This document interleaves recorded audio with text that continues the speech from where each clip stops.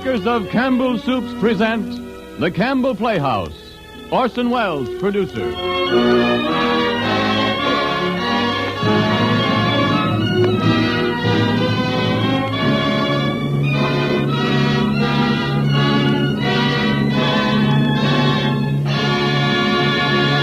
Good evening, listeners. This is Ernest Chappell speaking. Tonight, the Campbell Playhouse presents Orson Welles in his own radio version of that great sea story, Mutiny on the Bounty. But first, a word from our sponsor. Any day you look on the lunch or dinner menu of the most popular restaurant in town, you will likely find that one dish featured is chicken. Ask the proprietor about this, and he'll tell you that chicken is a best-seller, not only with the regulars, but with people who are eating out in style. And it's true wherever you go. Chicken is usually first choice when the meal is to be something specially fine. I mention this because it seems to me the widespread liking for chicken is one reason Campbell's chicken soup is enjoyed so eagerly by families everywhere. You see, this soup is chicken through and through, so that as sure as you like chicken, you'll like Campbell's chicken soup. In the aroma that drifts up as this soup is set before you, there's an unmistakable promise of chicken. There's deep-down chicken flavor in each spoonful as you taste it, and tender pieces of chicken meat, too. That's what makes this such a grand soup, the lavish emphasis on chicken. Why don't you surprise your family with Campbell's chicken soup for some meal this weekend?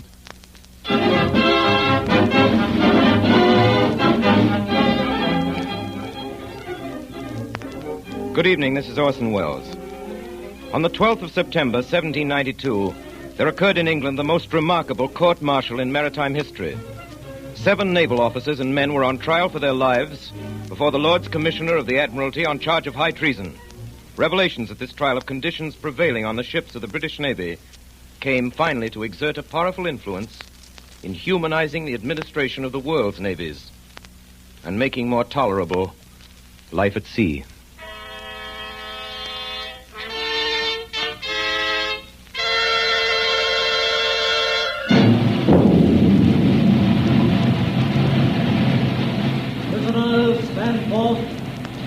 Roger Byam, midshipman. Here, sir. James Morrison, boatswain's mate. Here, sir. William Purcell, ship's carpenter. Here, sir. Thomas Burkitt, seaman. Here, sir. John Mills, seaman. Here, sir. Thomas Ellison, seaman. Here, sir. You are here to be tried by a special court of naval inquiry assembled aboard His Majesty's flagship Duke under Article 19 of the Naval Articles of War, which read as follows. If any person in or belonging to the fleet shall make or endeavor to make any mutinous assembly upon any pretense whatsoever, every person offending herein, being convicted thereof by the sentence of the court-martial, shall suffer death. First witness to the Crown, Captain Bligh. Captain Bligh? Yes, my lord. Captain Bligh, have you any statement to make to this court concerning the mutiny aboard His Majesty's ship Bounty while under your command in the great South Seas? I have, sir. I have prepared a statement which I now beg the court's permission to read. The court will hear your statement, Captain Bligh. I respectfully beg to submit to the Lords Commissioner of the Admiralty the information that His Majesty's armed vessel Bounty, under my command, was taken from me by some of the superior officers and men on the 28th day of April, 1789, in the following manner. A little before sunrise, Fletcher Christian, who was mate of the ship and officer of the watch, together with the accused and certain others of the crew, came into my cabin and while I was asleep seized me in my bed and, with cutlasses and bayonets fixed at my breast, threatened me with instant death if I spoke or made the least noise. I was hauled on deck in my shirt and without a rag else. The boatswain was ordered to hoist the launch out, and the officers and men who remained loyal were ordered into the boat. We then veered astern, and all 19 souls. The boat was so lumbered and deep in the water that it was believed we should never reach shore. The size of the boat was 23 feet from stem to stern, rowed 6 oars. After considering our melancholy situation, I was earnestly solicited by all hands to take them toward home. Therefore, after commending our souls to God, I bore away for New Holland and Timor, across a sea but little known, in a small boat laden with 19 souls, without a single map of any kind, and nothing but my own recollection and general knowledge of the situation of places to direct us. After enduring dangers and privations impossible to describe, We sighted Timor on the 12th of June, and on the morning of the 15th before daylight, I anchored under the fort of the Dutch settlement at Kupang. This voyage, in an open boat, I believe to be unparalleled in the history of navigation. One thing I wish to add, that on the night preceding the mutiny, coming up on deck during the middle watch, according to my custom, I discovered Fletcher Christian, the ringleader of the mutineers, in earnest conversation with Raja Byam, midshipman, one of the accused. In the darkness of the deck, I was not observed by these men who were standing on the starboard side of the quarterdeck between the guns. Nor had I any apprehension at that time that their conversation was not innocent. But as I approached unseen, I saw Raja Byam shake hands with Christian. And I distinctly heard him say these words, "You can count on me," to which Christian replied, "Good. That's settled then." The moment they discovered me, they broke off their talk. I have not the slightest doubt that this conversation concerned the forthcoming mutiny. It is all, my lord.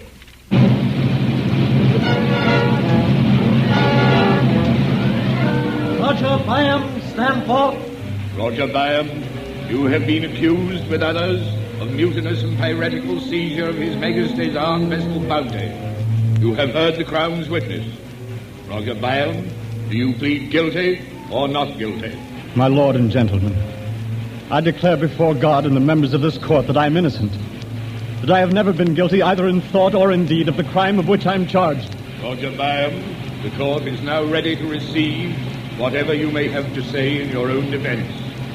My lords, I joined His Majesty's Armed Transport Bounty as a midshipman on the 21st of December, 1787. We were off Spithead, lying to for stores and crews to come aboard. I remember my first sight of the Bounty. The crew crowded in the afterdeck around the huddled form of a man, lashed to the capstan spar, and Captain Bligh reading from an Admiralty order. If any person in or belonging to His Majesty's fleet shall strike or endeavor to strike an officer, he shall be flogged in turn on board every ship of the fleet. Master at Arms? Yes, sir. How many lashes are due from our ship? 2 dozen, sir. Very well. Mr. Morrison? Yes, Captain Bligh. 2 dozen lashes. 1 moment, Captain. Yes, Surgeon. The prisoner is dead, sir. Lucky devil, we were only the 5th ship. Well, Mr. Morrison, what are you waiting for? But the man is dead, sir. Yes, I heard the surgeon's report. Come, my dinner's getting cold. 2 dozen lashes, Mr. Morrison. 2 dozen lashes, dead or alive. 2 dozen it is, sir.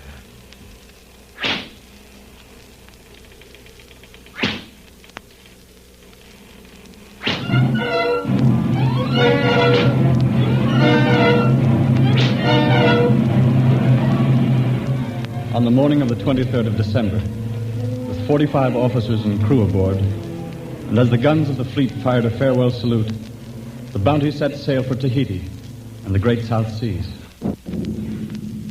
Lieutenant Christian. Aye, Captain Bligh. Take charge of raising anchor, sir. Very well, sir. Fryer, the topsails. Aye, sir. Purcell. Aye, sir. Stinkler. Aye, sir. Sergeant Hoggan. At your service, sir. Sergeant Hoggan, you'll moderate both your voice and your rum rations. At your post. Very well, sir. Mr. Morrison, we're ready, sir. Aye, sir. All hands out or down here.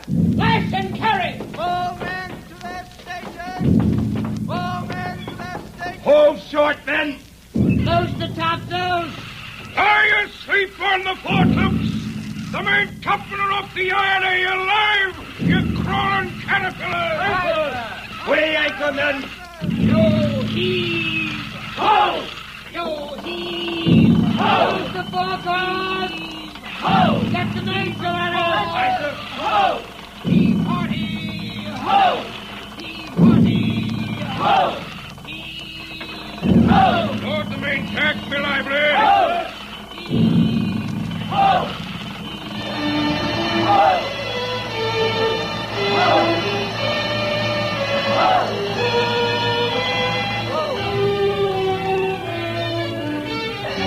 On Christmas Day, we passed Land's End, and the Bounty headed away to sea with topgallant set. She was a small ship, as you know, of little more than 200 tons. And the great cabin aft was rigged as a garden for the transportation of breadfruit trees from the island of Tahiti to the West Indian plantations. Thus, the ship's quarters were more than usually crowded, a circumstance which undoubtedly affected the temper of its company. The officers messed in a screened-off space on the lower deck, aft of the main hatch. At the captain's table sat Mr. Fryer, this ship's navigator, an elderly man long in the service of His Majesty's Navy, and Mr. Christian, the mate, a man of only 24, of fine presence, from a good English family. Don't you talk to me about seamen, Mr. Christian. I know them better than you. Curse them, a lazy, incompetent lot of scoundrels. Heaven knows the captain has trials enough with such a crew. Dregs of public houses. They don't know a sheet from a tack. I venture to differ with you, Captain Bligh. I should call Ellison and Mills first-class seamen.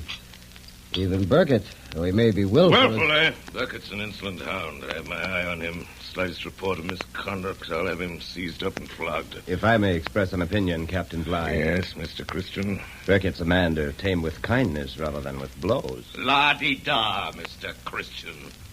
On my word, you should apply for a place as master in the young ladies' seminary.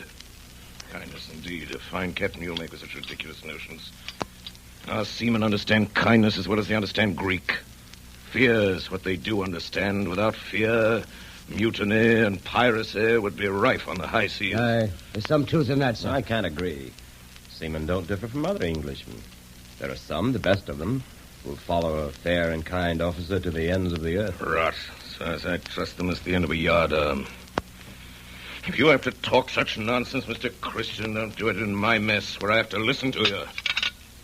Very well, Mr. Bligh. In the future, I shall dine where my opinions are more acceptable.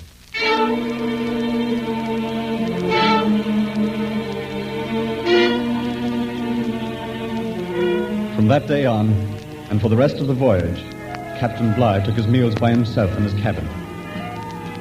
In latitude 39 degrees north, just off the coast of Tenerife, we ran into heavy weather. A huge wave stove in 3 of our longboats, carried away our cases of beef, and spoiled a large part of our stock of bread. We laid into Santa Cruz for fresh supplies of water and beef. The meat that was taken on ship was so tainted the men threw most of it overboard. Captain Bligh kept the men at work, repairing the ship's boats from morning till night.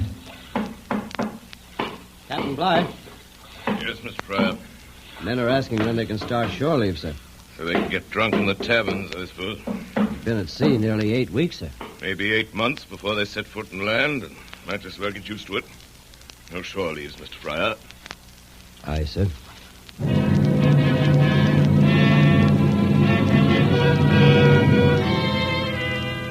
We left Santa Cruz at the end of February. We carried no purser. Bligh filled the office himself, assisted by Samuel, his clerk, a smug, tight-lipped little man who was believed to be the captain's spy. On Monday of every week, he and Captain Bligh opened up the casks and checked over the supplies in the storeroom. 18 pounds salt beef. 18 pounds, sir. What's wrong with that keg, Bucket? Seems like it's been opened, sir. Oh, so it has. Mr. Fryer, come here at once, sir. Mr. Fryer, Captain Bligh calling you, sir. Yes, Captain? One of these casks has been opened and 2 cheeses are missing.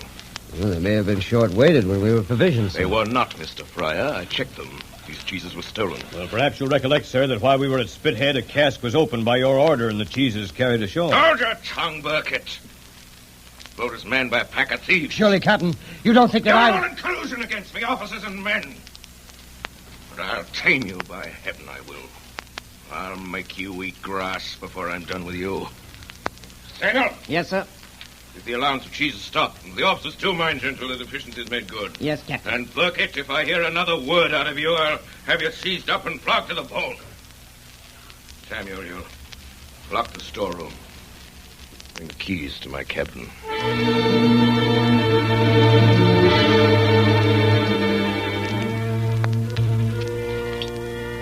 So help me.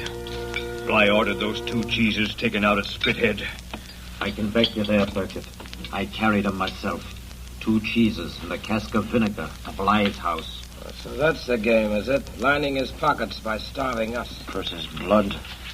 I'll be hanged if I do any more work on this ship. If he puts back our cheese rations. I'm with you, lads.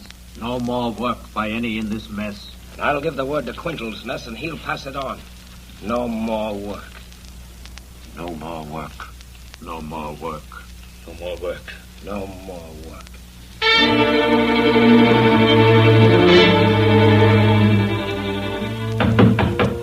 Come in. Captain Bligh. Yes, Mr. Christian. As officer of the deck, sir, I feel it my duty to make a report. Well, what is it? The grumbling in the forecastle, sir. It's becoming serious. Ah, is it? What are the scoundrels grumbling about now? Many things, sir. Chiefly the food. Well, they're not satisfied with the rations, sir. And by heaven, they'd better make up their minds to be satisfied. Captain Bligh, as second officer, I am in a measure responsible for their conduct. If I may suggest, sir, I think it would be wise to listen to their grievances. You may keep your suggestions to yourself, Mr. Christian. I think it only right that you should hear what the men... I am the only judge, sir, of what's right and wrong on the ship. I'm tired of their bloody complaints. Since you seem to be their advocate, Mr. Christian, you can tell them this. The first man to complain from now on will be placed in chains.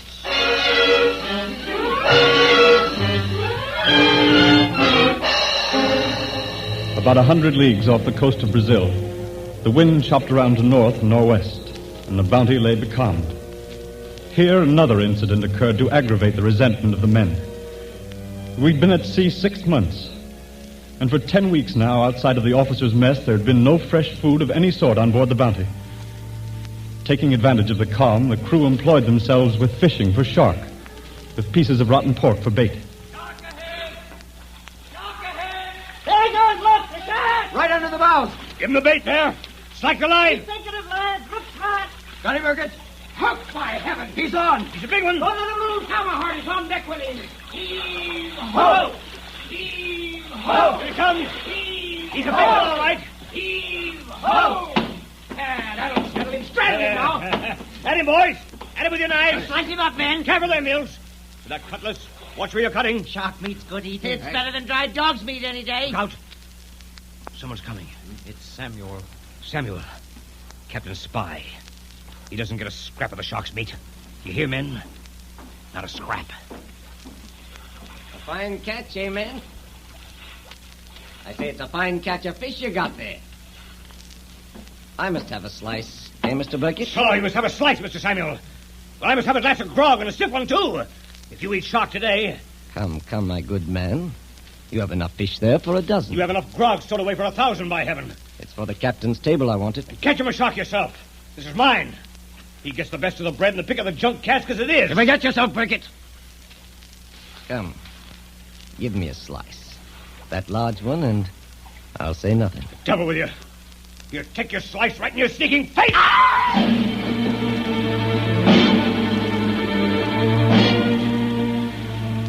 Burkett spent the night in irons. His messmates saved in their entire allowance of grog to fortify him against the flogging they knew to be inevitable. At 6 bells, Mr. Bligh came on deck. Christian? Yes, Captain Bligh? Call all hands on deck to witness punishment. Yes, sir. All men on aft deck, Orson. Aye, Mr. Christian. All hands out on deck! All hands! All hands, sir! All hands! I report all men on deck, Captain Bligh. Very good, Mr. Christian. Rig the gratings, Mr. Purcell. Gratings are rigged, sir. Thomas Burkett, step forward. Anything to say? No, sir. Strip! Mr. Norton, seize him up. Seized up, sir. Thomas Burkett, for mutinous conduct, I sentence you to 3 dozen lashes. Morrison. Yes, sir. Mr. Morrison, see that you lay on with a will. Report to me at breakfast when you're done. Yes, sir.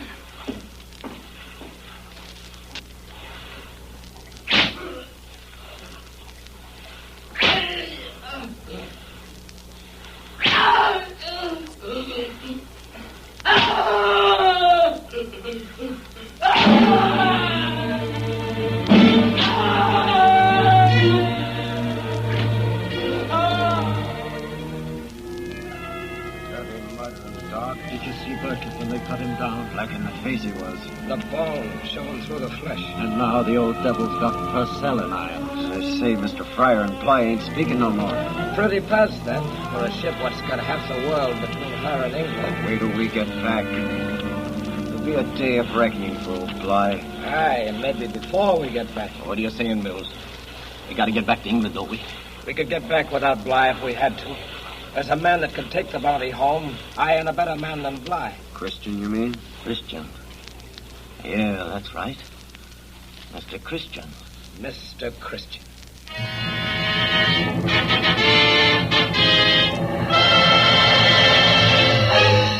Fortunately for Captain Bligh, a gale blew up that night, and all hands were kept busy keeping the ship from being swamped. Day after day, we scudded before strong westerly to southwesterly winds, carrying only the foresail and close-reefed main topsail. At last, on the 20th of November, we rounded Cape Horn. 5 weeks later, we sighted the first coral reefs and saw the great mountains of the island of Tahiti. Land ho! Land to the starboard! Land to the starboard! Mr. Christian? Yes, sir. Taking sounding. Yes, sir. Mills? By the mark 8, by the deep 7, water shoaling. Fair anchor. Yes, sir. Morrison, all men to their stations. All men to their stations! Well, there it is, Mr. Christian. The Isle of Tahiti. Long, hard voyage. By heaven, there it is at last. Looks like a beautiful island, Captain Bligh. It is. Captain Cook, under whom I sailed these waters, loved it. Only next to England. Were I an old man and my work done, I should ask nothing better than to end my days under its palms. Mr. Christian. Yes, sir. Sounding. Mills? By the deep 5, 1/2 less 5, sir, and shoaling fast. Lower away. Lower away there. Aye, sir.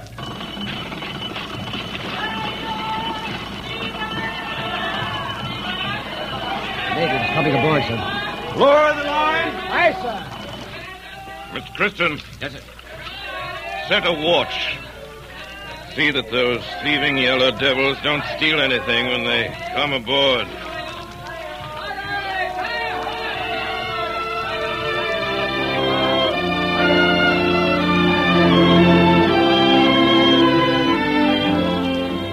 The next day, the crew went ashore. The danger of the mutiny seemed past. The hardships of the voyage were soon forgotten. We lived on the fat of the land, amongst affectionate native friends. Those were the happiest weeks I ever spent. Our host was the chief of the island. He had 2 daughters, Hina and Tahani. Mr. Christian and I used to visit them often. The 4 of us would go swimming, sporting in the breakers or lying on the white sand of the coral beach.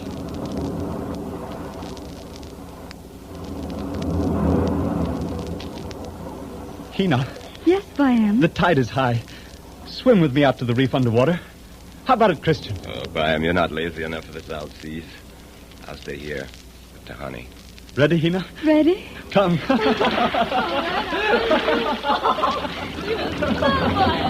You English, you swim like that. I'll show you when we get to the reef.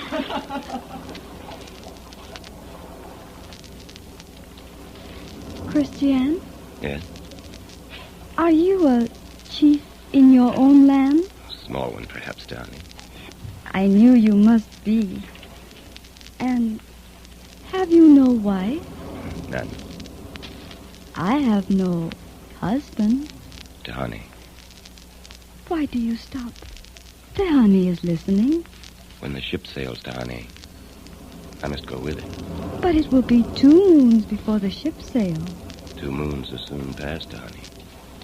We have a legend, Christian, here in Tahiti, that time is a long lizard that sleeps with its tail in its mouth. And to those who keep their hearts within its circle, no harm can come. No harm will come, Tahani.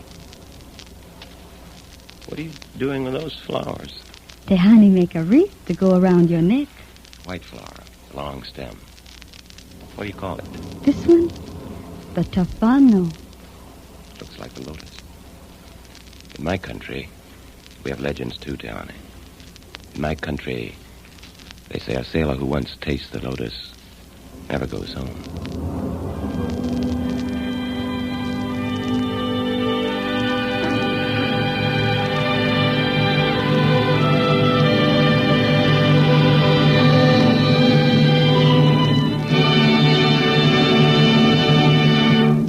You are listening to the Campbell Playhouse presentation of Mutiny on the Bounty.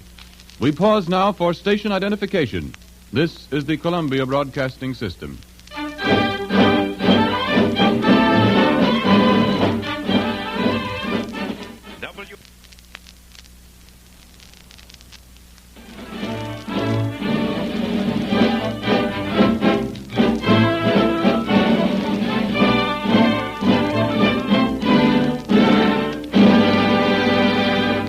This is Ernest Chappell welcoming you back to the Campbell Playhouse. In a minute or two, we will resume our presentation of Mutiny on the Bounty, starring Orson Welles. Meanwhile, may I say a word or two about mutiny in another form? Over many years, modern genius has been showing women the way to give their families better food with less kitchen time. And call it mutiny or call it evolution, women have been quick to take full advantage of these benefits for their families and themselves. No longer does the good housewife feel she must spend long hours each week making her own bread and churning her own butter. To give her family their favorite dishes, it is no longer necessary to spend so many hours in her kitchen. Her household shelves are laden down with many of these foods, ready prepared for her and of a quality equal to her own good homemade kind. Among these fine foods are soups, Campbell soups. If you have never tried them, I invite you to try a can of Campbell's chicken soup tomorrow.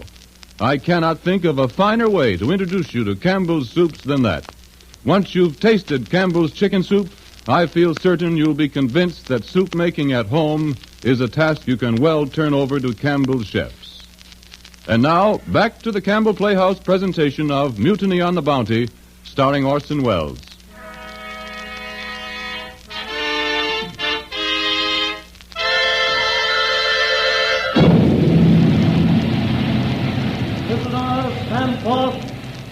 Roger Byam, midshipman. Yes, sir.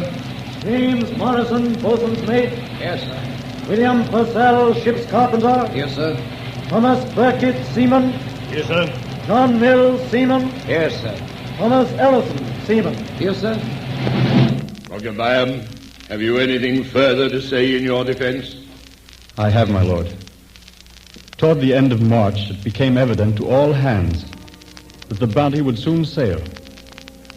More than 1,000 young breadfruit trees in pots and tubs had been taken on board. The relaxation of discipline now came to an end. Captain Bligh ordered Samuel to seize all the gifts which the friendly natives had given the men. With abundance around them, the crew were again put on slender rations.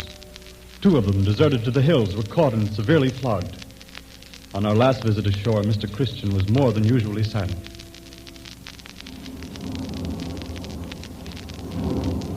Christiane, you are going to sail. Is that not so? Yes, Tahani. When? Tomorrow. Sunrise. Oh, Where will you be, Tahani, when we sail? here on the shore, waving my hand. I'll watch for you.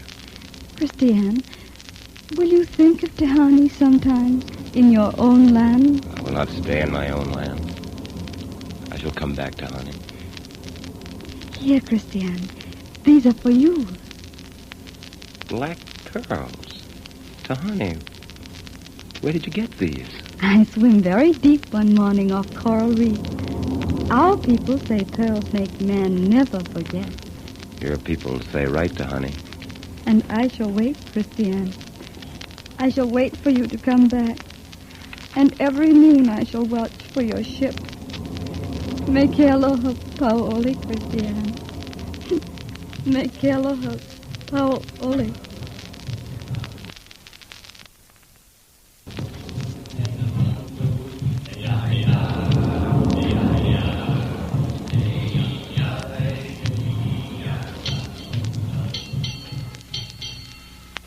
Mr. Christian, Mr.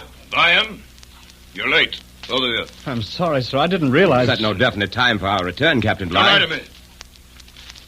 Sure he'll be back by 4 bells. What you got there, Mr. Christian? Some gifts, sir, from our friends on shore. Mr. Samuel? Yes, Captain.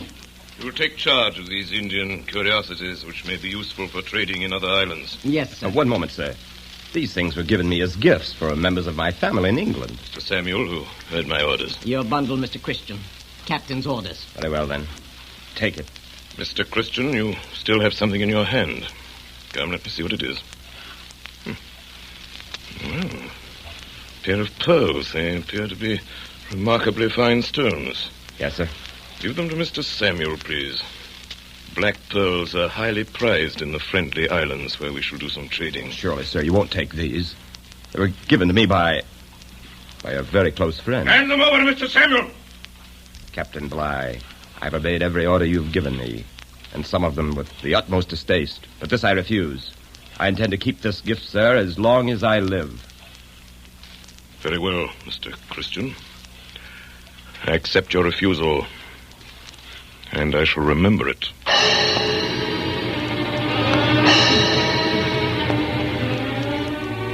On the 4th of April, 1788, the Bounty with her cargo of breadfruit trees set sail from Tahiti. All went quietly enough until the evening of April 14th. That morning we left the island of Numuka in the Friendly Archipelago, where we did our usual trading with the natives. A great many coconuts had been brought aboard and piled up on the quarterdeck between the guns under the captain's eye. At about noon, some of the coconuts were found to be missing.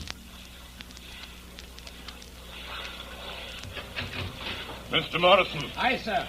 Are all the officers assembled on deck? Aye, sir.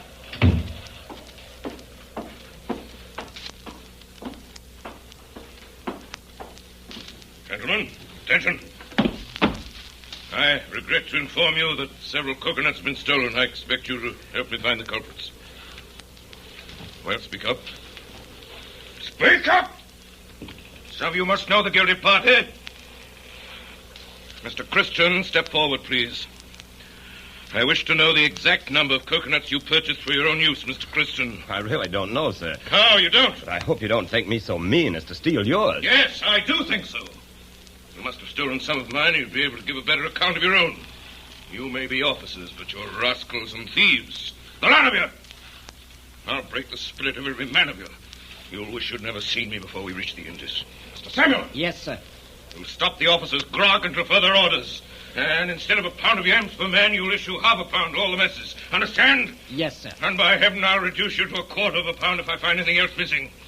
Make you crawl on your bellies for that.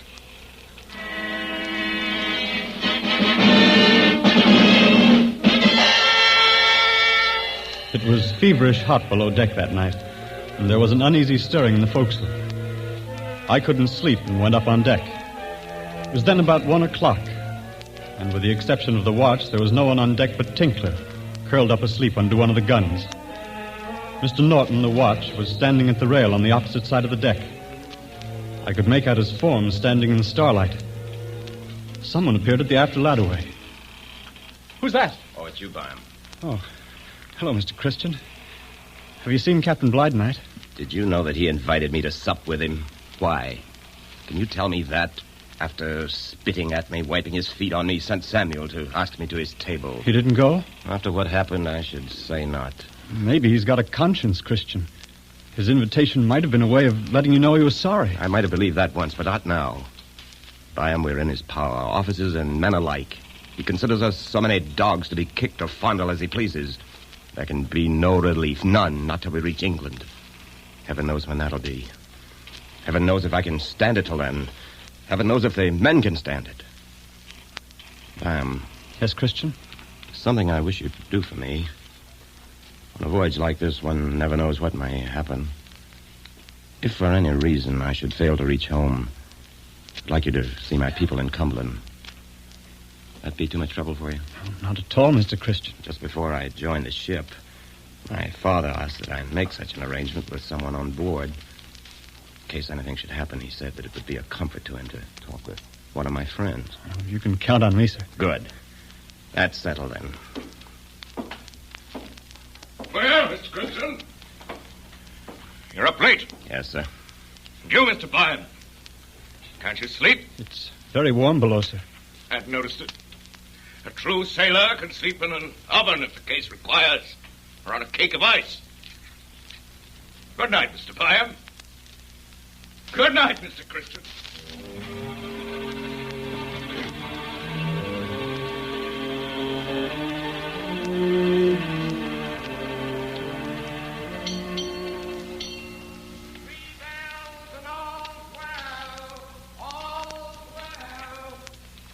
Smith, wake up. It's 3 bells. Burkett, where's the other lads? Thompson's gone to the arms chest. Come with me and be quick about it. Aye, that and I will. Coleman. Oh, Coleman. Huh? What do you want, Thompson? The key to the gun locker. Hurry, man.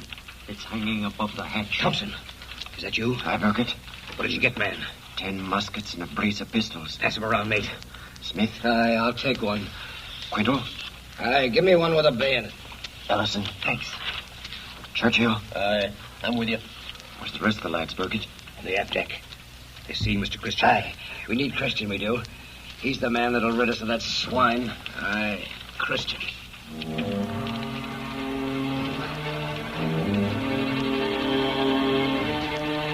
Mr. Byam!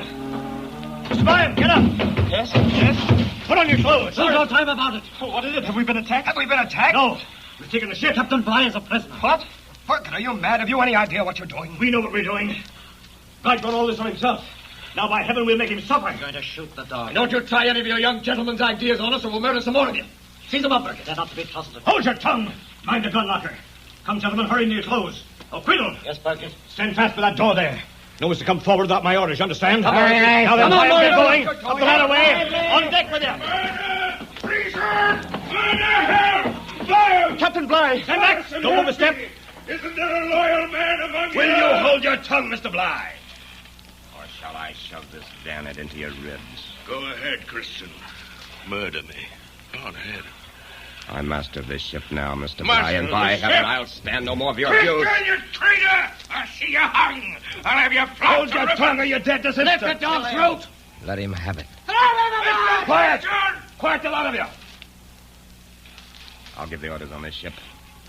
Beckett, get the other officers on deck. They're fetching him up, sir. Mr. Christian, think what you do. Release me. Lay aside your arms. Let's be friends again, Mr. Christian. Mr. Christian, I give you my word that nothing more shall be said of this matter. Your word is of no value, Captain Bligh. What do you mean to do with me? Shoot you swine! Seize him up at the gratings, Mr. Christian. Give us a chance at him with the lash. Silence! We'll give you justice, Mr. Bligh. Which is more than you've ever given us. What's your plan, Mr. Christian? We've a right to know. Aye, that we have. Mind what you're about, Thompson. I'm master of this ship. You're a mutinous swine! That's what you are, Christian. They'll never listen to you. They're... Maybe that'll teach you to hold your tongue. Mr. Christian. Stand back, Byam. Think what you're doing, Christian. This is my affair. Up the steps with you. Fryer, Put Purcell. down the gun. Over on that side of the deck with Byam and Morrison. Mr. Christian, are you in this? Yes, Mr. Fryer. I've taken the ship. None of you will be hurt unless you resist. What are you going to do with Captain Bligh? Kill me! That's what the villain's going to do. Oh, Kill Mr. me! Bligh, no, I'm not going to kill you. I'm going to put you adrift in the longboat. Longboat! Turn him adrift. Turn him adrift. Turn me loose in that rotten little boat, will you? 3,000 miles from land? What else is that but murder? Giving you a chance, Mr. Bligh. It's more than you'd give me. Mr. Mills. Aye, Mr. Christian. Near the launch and be lively. Aye, sir. Ellison, Quintal, give me a hand with the davits. Now, gentlemen, you have your choice. And the rest of the men who haven't joined us, you stay on ship with me, or you go with Bligh. I give you warning. Come with me and I'll see you hung. I'll stay. I'm with you, Mr. Christian. Stand on this side. I'm going with the captain.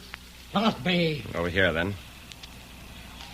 Mr. Fryer? Mr. Christian, listen to I've reason. no time, Mr. Fryer. Answer my question. I've sympathy for you, the wrongs you've suffered, but none whatever for what you're doing now. I have not asked for your sympathy, Mr. Fryer.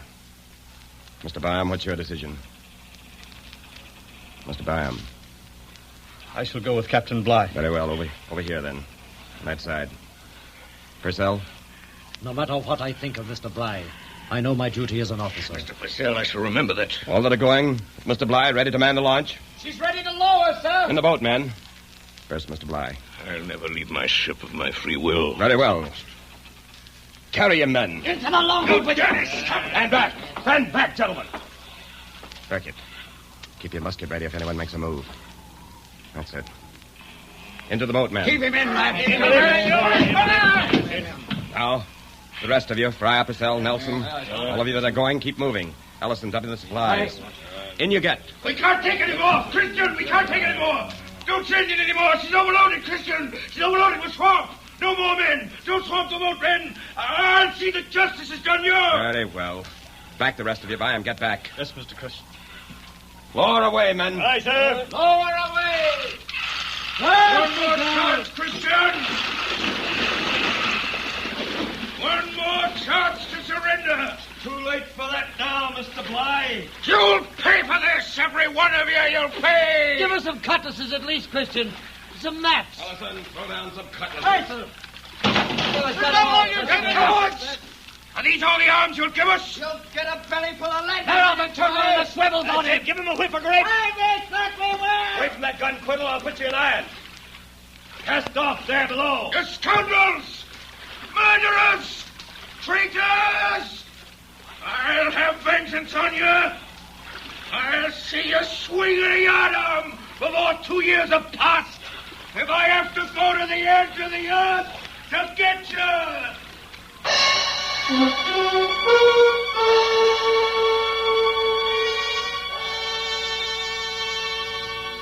The launch was soon 100 yards from the ship, with Bligh and 18 men crowded aboard. There was no chance of my joining them. A northeast breeze freshened and the Bounty began to gather way. Under Christian's command, we put back to Tahiti. There we parted. It was his intention to turn his back forever on civilization and settle in some remote island in the South Seas. The rest of us well determined to return to England. With him aboard the Bounty went 8 members of the crew, 8 native women, and Tahani, his wife. The last I saw of the Bounty, she was standing off the shore of Tahiti, with all sails set, heading north into uncharted waters, where the light easterly breeze had been.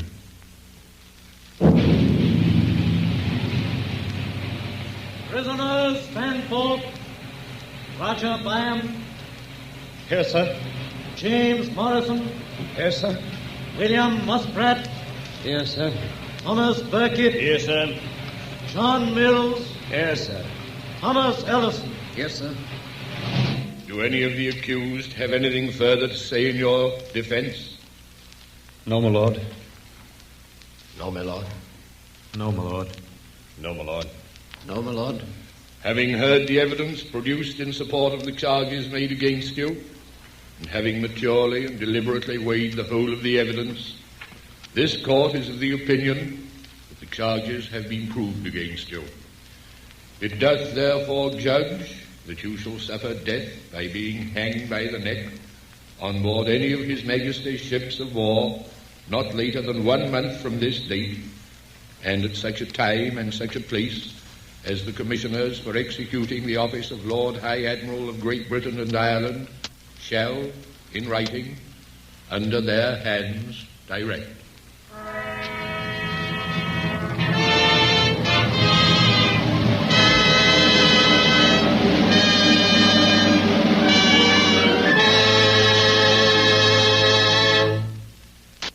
Our story tonight is the true account of an adventure at sea.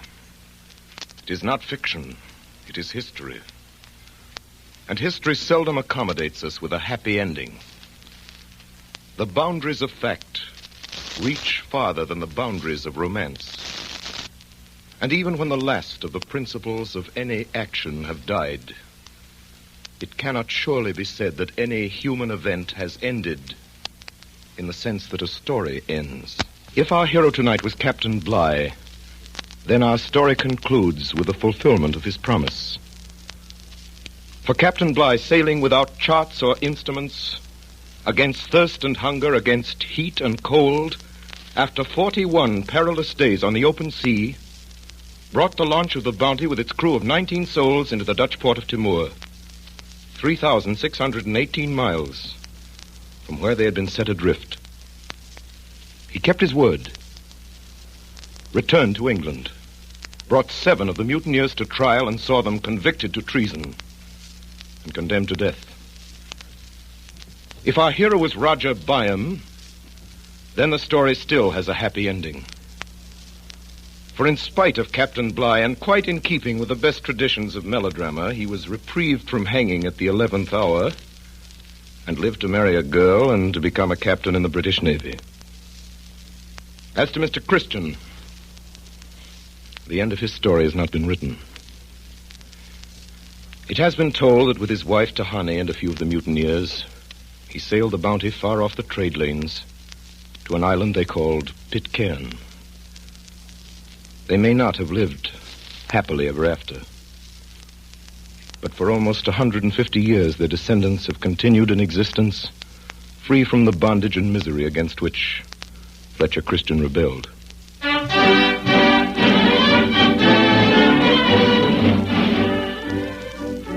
In a moment or so, Orson Welles will return to the microphone with his guest of the evening, Mrs. Dorothy Hall, a person who has had direct contact with the descendants of the mutineers and who has been recently and dramatically associated with life on Pitcairn Island. While we are waiting for them, let me remind you of something I was talking about a little while ago, of the lavish emphasis on chicken in Campbell's chicken soup. Actually, all the good meat of fine government-certified chickens goes into the making. The broth bubbles slowly and softly in shining kettles until it takes on a golden glint, and the flavor of chicken is rich in every drop. Pieces of chicken meat, cooked deliciously tender, go into the soup, too, along with snowy rice. Every woman knows that the merit of a chicken soup depends on the amount of chicken used in making it.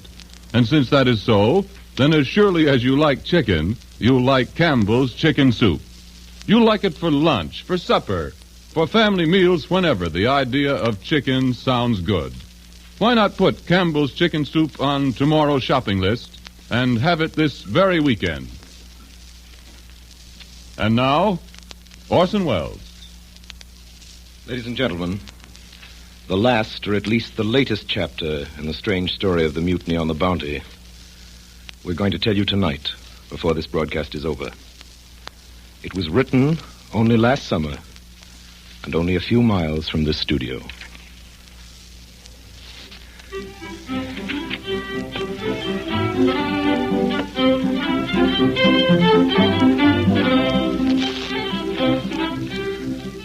Hack is a taxicab. It is also what you call a writer if you're mad at him.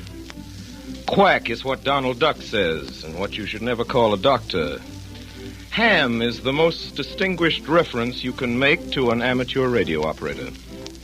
But there are 2 kinds of hams, and smile when you call a radio actor a ham. Say ham to Mrs. Dorothy Hall, however, and she'll just smile. I'd like to make this quite clear before I go on. When you say radio ham to me, it is either dramatic criticism or fighting words, depending on how big you are. But okay around Mrs. Hall, because ham is just a pleasant reminder in the queer vernacular of her own people that she has passed tests A and B of the Federal Communications Commission and belongs to the elect among amateur radio operators of the world.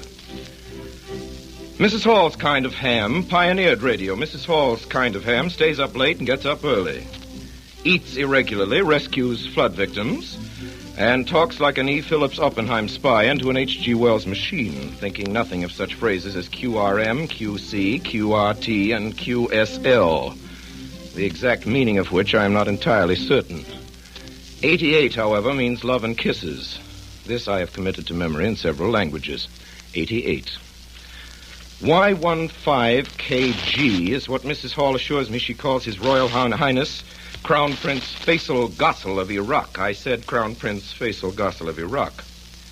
And there are a lot of other hams, Mrs. Hall's kind, I mean. There is W5DEW, for example, who is Mary, the Dewdrop of Texas, and the mother of 4 children. There is Howard Hughes. There is Wilmer Allison, the tennis star. There is Dr. James Hard, the John D. Rockefeller of Mexico, who's invested $150,000 in amateur radio. This is the son of Herbert Hoover, too, and Andy Sinella, the band leader, and about 85,000 others, including Amos of our own Campbell Soups, Amos and Andy. I don't know what makes a ham.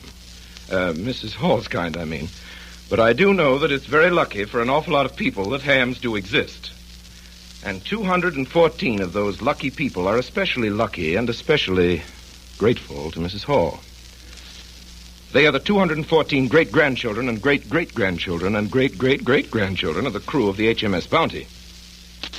Remember the headlines? Pitcairn Islanders face starvation, Bounty survivors isolated by typhoid rumor, Queen's woman rallies British to aid survivors, radio amateur acts to save starving inhabitants.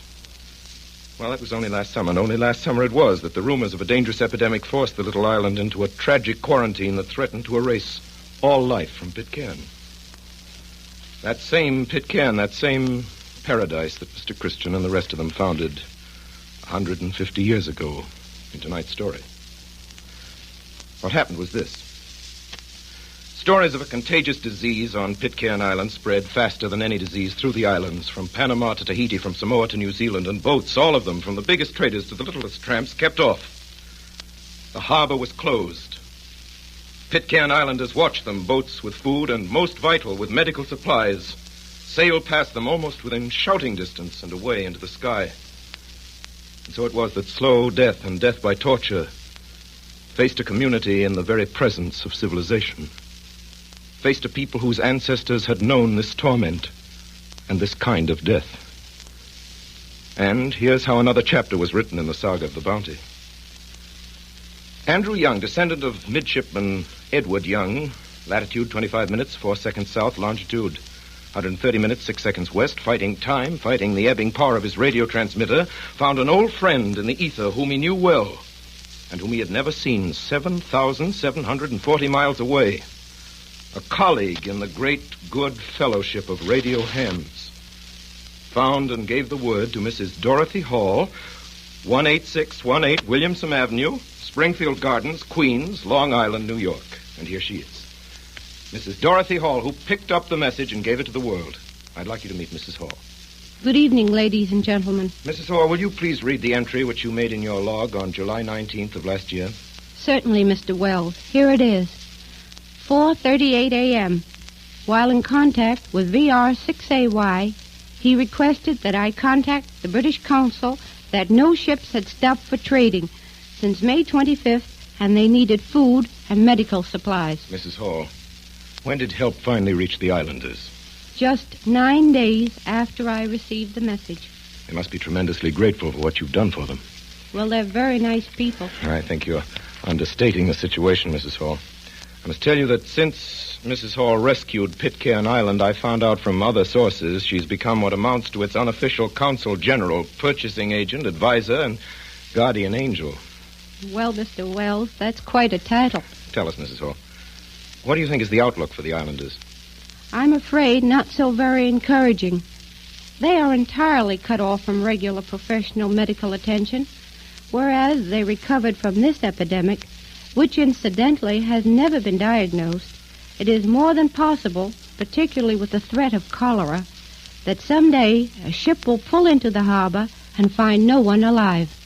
Mrs. Hall, certainly something should be done about this. The people at Pitcairn Island need a doctor. They need someone to tell them what they've got when they're sick and someone to cure them when they've got it. They need at least the simplest medical supplies. I don't know what can be done, but maybe somebody, somewhere, who's listening to this will know the answer. Let's hope so. And now, before wishing you good night, Mrs. Hall, and thanking you for visiting us at the Campbell Playhouse, I'd like our listeners to hear what I found in your log when I visited your home the other day. It's your most recent entry regarding the island. It's just a sentence, but I think it's very eloquent. It's from the Chief Magistrate of Pitcairn Island to Mrs. Dorothy Hall. Quote, "You do what is for our good. It's okay with me." Signed, Richard Edward Christian.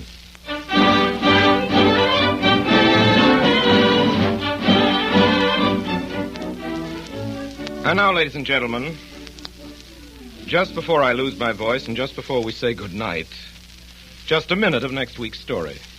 A preview is what the movies call it. Music, if you please, Professor Thurman.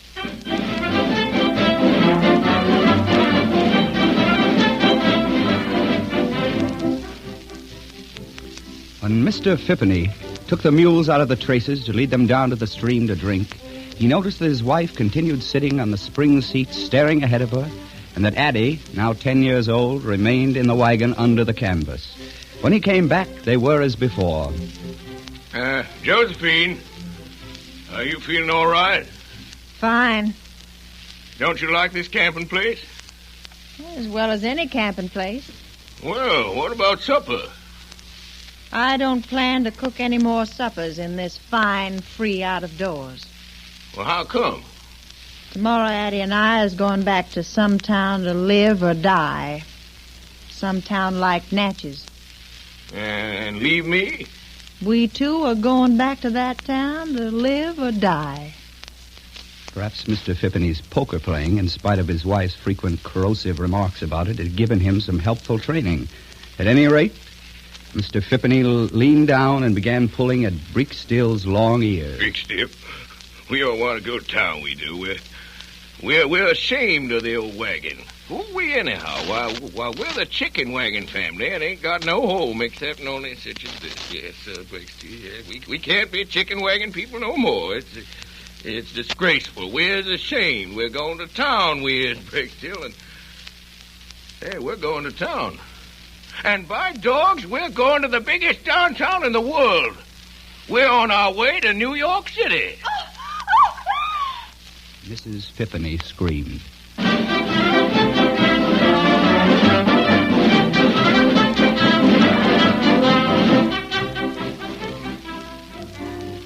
Ladies and gentlemen, what you've just heard comes about at the beginning of next week's broadcast, and the voice you heard telling you the story, because he happened to visit the Campbell Playhouse in this studio tonight, and because he was nice enough to do this for us, was the voice of America's finest actor, Mr. Burgess Meredith, who is the star of next Friday's story, which is a queer story, a funny story, a very, very good story, and a very, very human story, called The Chicken Wagon Family.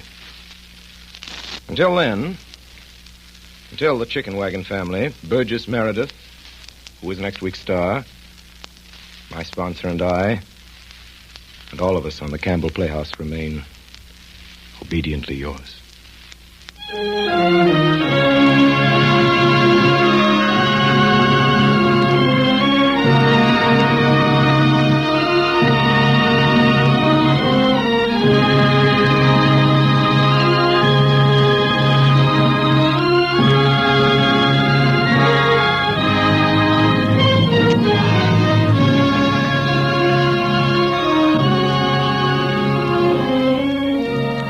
In tonight's broadcast of Mutiny on the Bounty, Captain Bligh was played by Orson Welles. Roger Byam was played by Carl Frank. Joseph Cotton was Fletcher Christian. Thomas Burkett was played by Ray Collins. Mr. Fryer by Frank Reddick. Morrison by Myron McCormick. Edgar Barrier was Purcell. Richard Wilson was Thompson. William Allen was Samuel. And Memo Holt was Tahani. Don't fail to listen in next Friday night when Orson Welles brings to the Campbell Playhouse Burgess Meredith in that lovable, laughable bestseller of a dozen years ago, The Chicken Wagon Family.